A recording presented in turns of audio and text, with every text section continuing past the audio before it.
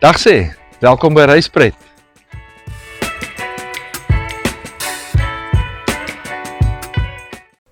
Ons is nog by Bredasdorp se museum.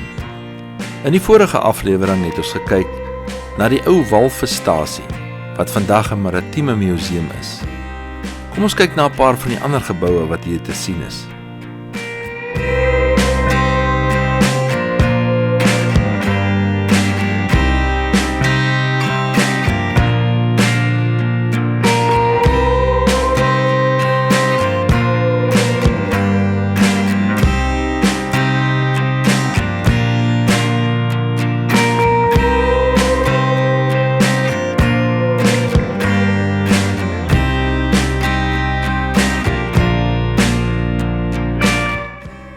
Hierdie spesifieke gebou was 'n ou pastorie gewees.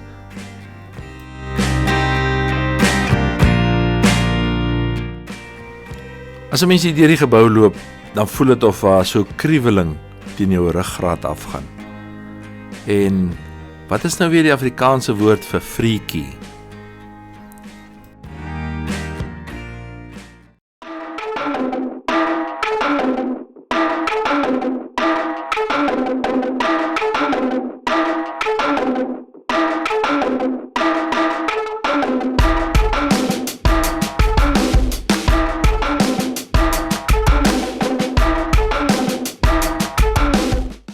Hier op die terrein is ook 'n ou skuur, waar hulle 'n klomp ou voertuie stoor, onder andere brandweerwaans.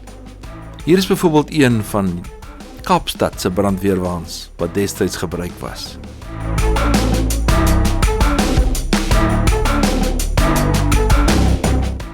Hierdie is 'n baie interessante deel van die museum, veral as jy kom by die lijkswaans.